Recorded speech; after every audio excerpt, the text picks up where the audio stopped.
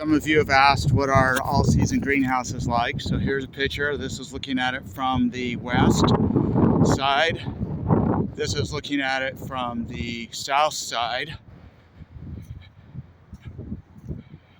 You can see the thermal storage barrels in there. I would have preferred black, but blue is what was readily available. On the end here, you can just see some trees that were starting, some plum trees. Here is the east side with these sliding doors. I still have to work out some sort of latch for them. It didn't come with one, and during the windstorm this morning that's blowing open this much 12 times. It's been fine up until now, but I'll have to work out a latch and put a bungee cord on. Here you can see on the north side, you can see the 1-inch insulation that we've added. That's an R3.5 product. And on the outside to slow down the thermal loss through that north side. Its value is somewhat limited, simply because we lose so much heat through this really thin sheet glazing. Okay, so here you can see the greenhouse. We're starting stuff on the north side.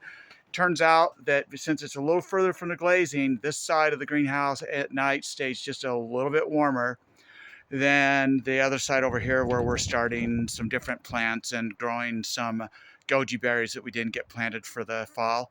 Right now in here, it's about 50 degrees outside. It's probably 85, 90 at the ceiling here. And if I could put my hands down at the ground, I would say we're probably close to 60 down at the ground. That's what our solar powered greenhouse controller will help mix that and heat these barrels up a little bit more. You'll notice these metal bars coming there, and the truss system here that's tied into a 1-inch steel beam. That's because the frame supplied by the manufacturer just was inadequate, and this thing would have just collapsed under 6 inches of snow. It was sagging under its own weight. So with this addition, it's just rock solid.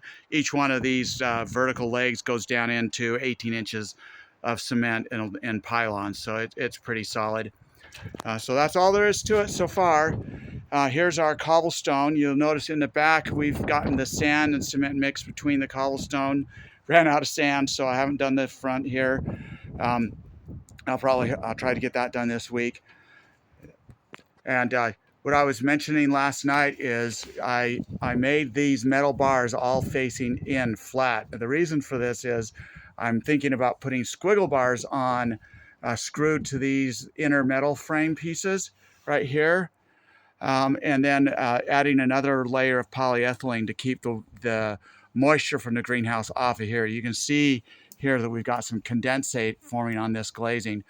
This is a significant problem on this glazing, partly because I haven't got the floor well sealed and I poured wet concrete in here.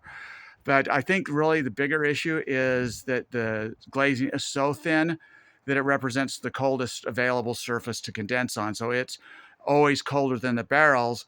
Now I'm hoping as the floor dries out, we get the floor sealed, that will improve a little bit. And then with the solar greenhouse controller, we'll be moving more air past these barrels in the morning when they're cold enough to drive condensation, and that we'll get more of the water out.